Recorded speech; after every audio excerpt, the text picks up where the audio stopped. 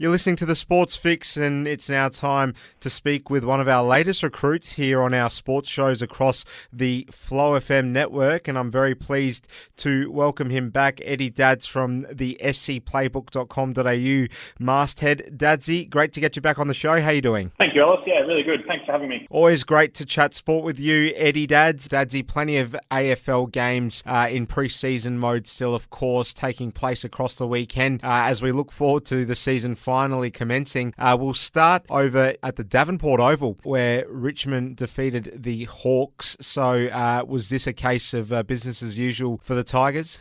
I think it was, Ellis. It's kind of hard to take much out of this game. I think we touched on this a little bit last week, but it's going to be a long year for the Hawks. They're not very deep in terms of talent.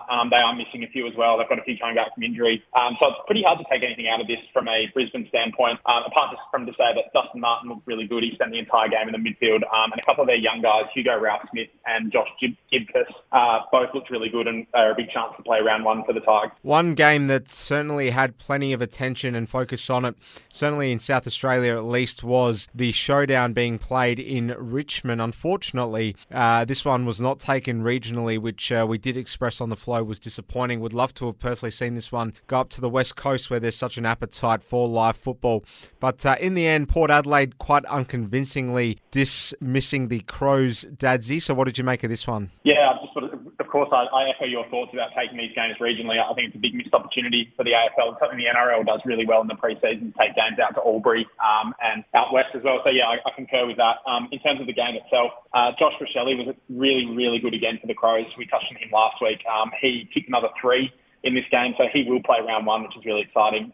For Port, yeah, unconvincing, I think it's fair to say that guys like Zach Butters and Connor Rozee were excellent, and their usual suspects like Ollie Wines and Travis Boak looked great too. So yeah, not much to take out of it, apart from some excitement about some of those young Crows players. And heading back over to Victoria in Melbourne, we're at the Marvel Stadium. Your Bombers, who you were quite chirpy about, if I recall, last week, old Eddie, unfortunately losing to the Saints on this occasion. Are you starting to get a little bit more worried? No, not at all, Ellis. Not at all. Don't even go there. Still feeling fine. We had more inside 50s and more scoring shots than the Saints, and just couldn't really convert in front of goal, which happens, which is a bit of a theme for us, unfortunately. But yeah, not too worried.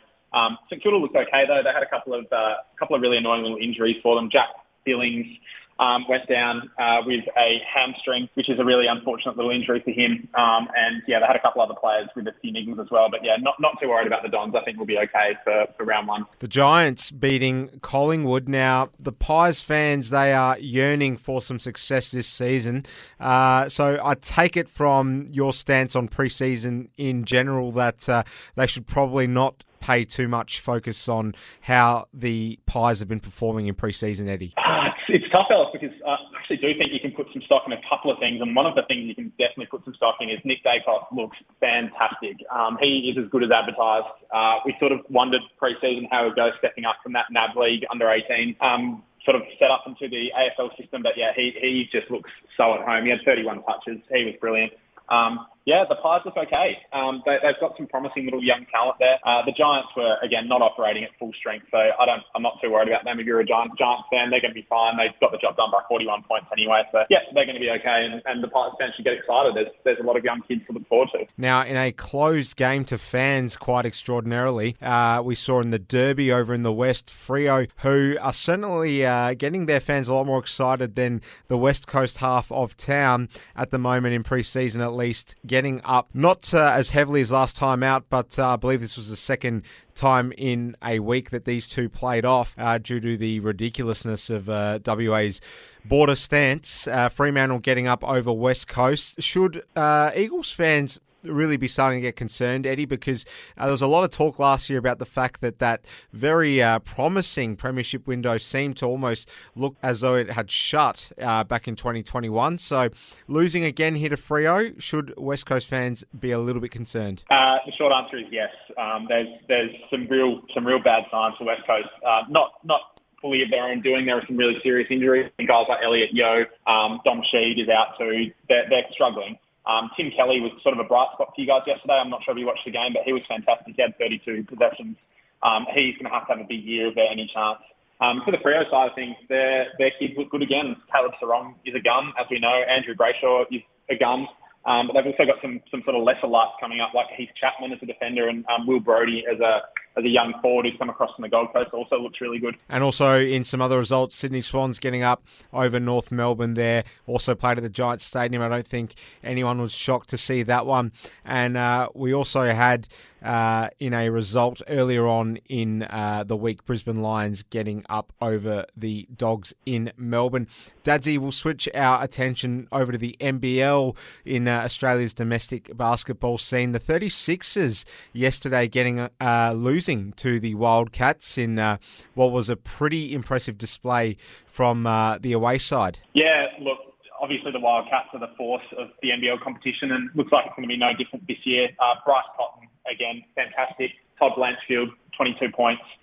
They're always going to be really hard to beat in the NBL. I think they've got one of the most impressive records out of any franchise in any Australian sport. I think they've made the final something ridiculous, like 22 straight years or something. They're fantastic, and the 36ers unfortunately aren't going to play finals this year. They need to find a way out. They're not looking too good at the moment. They had suffered another loss over the weekend too to the Southeast Melbourne Phoenix as well. So not good signs for 36ers.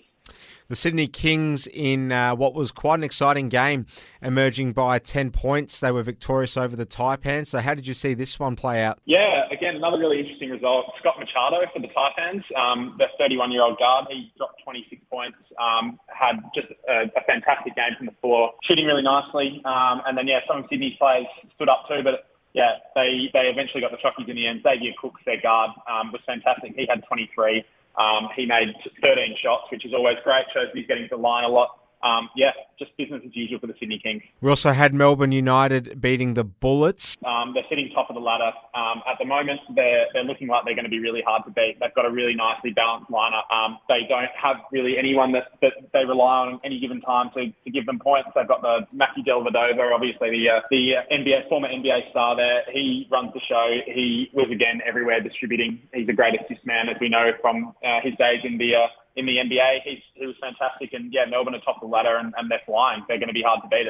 If I had to pick right now, it'd probably be out of them and Perth, I think, with Southeast Melbourne and the Illawarra Hawks around the mark as well. And Eddie Dads from the SC Playbook, as we look to be on the home stretch, just talk to us about the weekend's action. Did it impact on anything when it comes to the Supercoach world that you are, of course, across? Ellis, these pre-season games are like gold for us Supercoach addicts. It's just so good to be able to sit down and watch who's playing well and which players are going to break out this year. We run through it all on the site, so if you're interested in hearing what players you should be picking in your teams, jump on the podcast, SC Playbook, on the usual channels, or get on our website, scplaybook.com.au. Excellent work, Eddie Dads. We'll be hearing from him again on the Friday Sports Show in his new segment, The Weird World of Sports. But for now on the Sports Fix, Dadsy, we've loved having you come on and join us again for what has been another great chat. Thank you so much, and take care of yourself. Thanks, Ellis. Appreciate your time. Still to come on the Sports Fix, it's Georgia Campagnoli, the Adelaide United record games holder in the A-League Liberty Women's competition. Don't go anywhere.